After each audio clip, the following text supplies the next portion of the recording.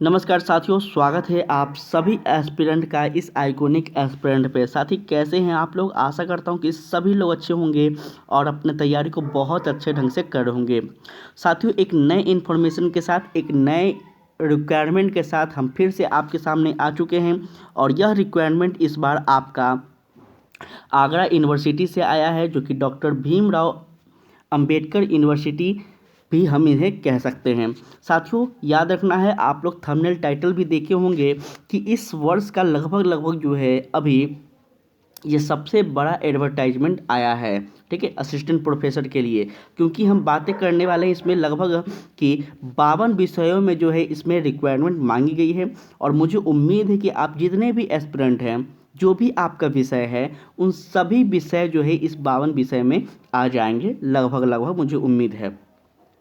तो हम सब डिटेल में बातें करने वाले हैं कि कैसे फॉर्म फिलअप करना है, क्या फ़ी होगा, सिलेक्शन प्रोसेस क्या होगा, और बहुत सारे बातें करने वाले हैं। कौन कौन से विषय में कितने सीट रखी गई है, ये सारे बात करने वाले हैं। तो वीडियो को पूरा देखिएगा। अगर इन्फॉर्मेशन अच्छा लगे साथियों तो प्लीज़ चैनल को सब्सक्राइब करेंगे, लाइक करेंगे और शेयर ज़रूर कीजिएगा, क्योंकि आपका एक लाइक और सब्सक्राइब हमारे लिए बहुत उपयोगी होता है। अब चलिए हम इस पे बात करते हैं साथियों कि यह जो नोटिफिकेशन है क्या कह रहा है, क्या है। देखिए, साफ साफ यहाँ पे आपको दर्शाया गया है बातें, जो कि यहाँ देख सकते हैं। एडवर्टाइजमेंट फॉर कॉन्ट्रेक्चुअल फैकल्टी, यह आपको बातें को याद रखना है। यह बात जो है आपको ज़रूर से याद रखना है, क्योंकि बहुत सारे एस्पिरेंट जो हैं वो गलती कर देते हैं, ध्यान नहीं देते हैं, वो सोचते हैं परमानेंट है। तो यहाँ पे साफ साफ कहा गया है आपका कॉन्ट्रैक्ट बेसिस पे होगा यह, ठीक है। तो यहाँ पे ध्यान दीजिएगा। अब कौन कौन लोग जो होंगे इस फॉर्म को फिलअप कर सकेंगे, तो यहाँ देखिए, application are invited for eligible candidate for contractual faculty position assistant professor के लिए in related department of the university as per UGC NET JRF किए होने चाहिए आपका, या फिर आपका एआईसीटीसी होना होगा, या फिर पीसीआई क्वालिफाई होना होगा, तभी आप इसको फॉर्म को फिलअप कर सकेंगे। इसके लिए आप एलिजिबल होंगे। यहाँ पे साफ साफ बातें कही गई है।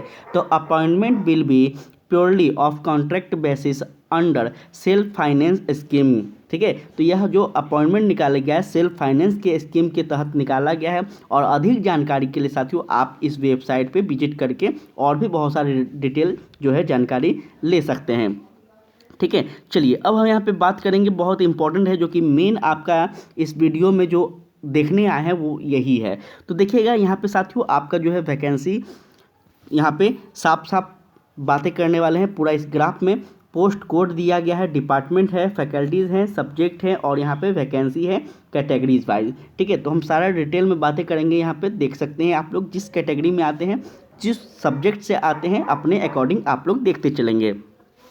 तो साथियों, सबसे पहले यहाँ पे अगर मैं बात कर लूँ तो आपका फैकल्टी ऑफ इंजीनियरिंग, जिसमें हम अगर बात कर ले तो अप्लाइड साइंस इंग्लिश में होगा, जो कि अनरिजर्व कैटेगरी के लिए एक सीट है, ओबीसी के लिए आपका एक सीट है, एससी और एसटी के लिए नहीं है, ईडब्ल्यूएस के लिए भी नहीं है। मतलब टोटल यहाँ पे 2 सीटें रखी गई है इस विषय के लिए, ठीक है। इस प्रकार से अगर हम आगे बात करें तो आपका केमिस्ट्री हो गया।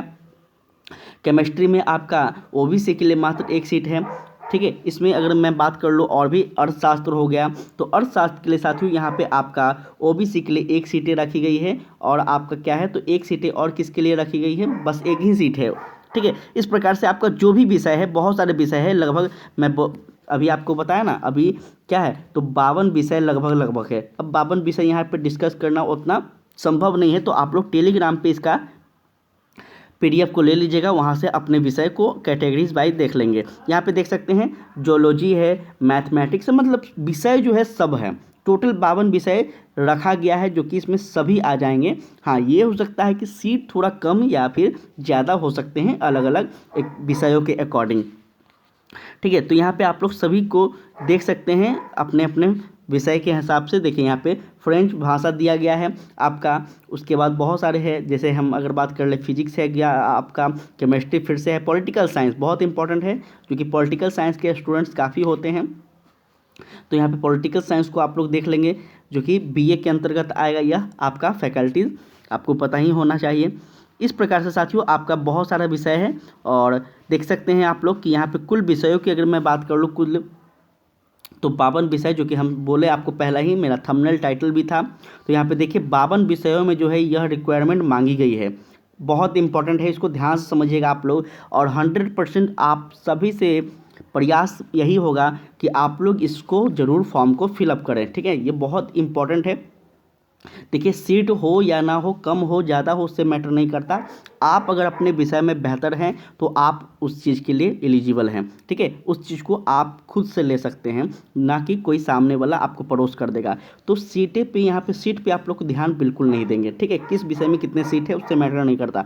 अगर आप उस कैटेगरी के अंतर्गत आ रहे हैं, आपका विषय है, तो आप फॉर्म को 100% फिलअप करें, ठीक है। तो इस प्रकार से साथियों, चलिए कुछ हम इम्पॉर्टेंट बातें कर लेते हैं, जो कि यहाँ पे अगर आप फॉर्म फिलअप करना चाहें तो कैसे करेंगे।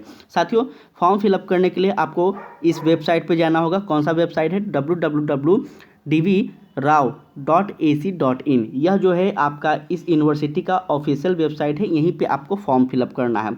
लास्ट डेट जो फॉर्म का होगा साथियों, यह आपको 7 अप्रैल 2024 तक ये लास्ट फॉर्म फिलअप किए जाएंगे। तो इस प्रकार से आप देख सकते हैं। अगर मैं बात करूँ पेमेंट के लिए, तो पेमेंट जो आप लोग समझ ही पा रहे होंगे, आजकल ऑनलाइन का समय है, तो आप लोग deposit the fee category wise, अलग अलग कैटेगरी के वाइज जो है यहाँ पे ऑनलाइन मेथड से आप लोग कर सकते हैं। अब यहाँ पे थोड़ा सा ध्यान दीजिएगा, कैटेगरी वाइज जो फ़ी रखी गई है यहाँ पे बहुत इंपॉर्टेंट है, थोड़ा सा समझिएगा।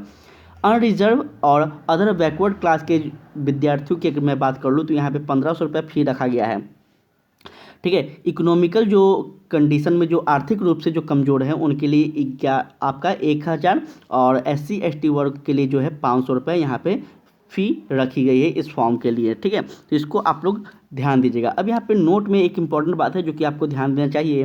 कह रहा है कि fee will not be refund in any case. अगर आप किसी कारण से, ठीक है, फॉर्म भर देते हैं, किसी कारण से आप फॉर्म नहीं एग्ज़ाम नहीं देना चाहते हैं हो, या फिर कोई भी कारण हो कि आप इसको नहीं फिलअप करना चाहते हैं, तो ऐसे कंडीशन में आपका फॉर्म जो है उसका पैसा जो है वापस नहीं किया जाएगा, यह यहाँ पे बताया गया है, ठीक है। चलिए अब यहाँ पे और कुछ आपके लिए महत्वपूर्ण तो नहीं है मेरे ख्याल से। थोड़ा सा यहाँ पे आप लोग PDF को ले लीजिएगा और आप लोग खुद से एक बार देख लीजिएगा इन चीज़ों को, ठीक है। हमारे ख्याल से यहाँ पे कोई इम्पोर्टेंट तो नहीं है। तो यही कुछ इम्पोर्टेंट था साथियों। इम्पोर्टेंट जो था वो हमने आपके सामने पूरी तरह से बताने का कोशिश किया, ठीक है। और सबसे महत्वपूर्ण बात यहाँ पे ये आप लोग ज़रूर याद रखेंगे कि सारे फैकल्टीज़ में लगभग जो है आपको यहाँ पे वैकेंसी आए हैं, रिक्वायरमेंट मांगी गई है, ठीक है, सभी विषय के लिए, ठीक है। और सभी कैटेगरी के लिए भी है, थोड़ा कम थोड़ा ज़्यादा है किसी में, लेकिन सभी के लिए है। महत्वपूर्ण बात ये है कि आप लोग भरें ज़रूर, ठीक है, भरे ज़रूर। जो कि आपका जो भी विषय है उस विषय में अगर आप बेहतर हैं, आपको लगता है कि आप अपने आप में बेहतर हैं, तो 100% भरिए आप लोग। और ये सिर्फ इंटरव्यू होगा, उसके बाद आपका जो है सिलेक्शन हो जाएगा, ठीक है। कोई भी इम्पोर्टेंट अगर असिस्टेंट प्रोफेसर या फिर शिक्षकों से संबंधित अपडेट के लिए साथियों आप हमारे चैनल को ज़रूर सब्सक्राइब करके रखें, ताकि आपको यहाँ पे समय समय पे अपडेट मिलता रहे। आज के लिए साथियों इतना ही। जय हिंद, जय भारत।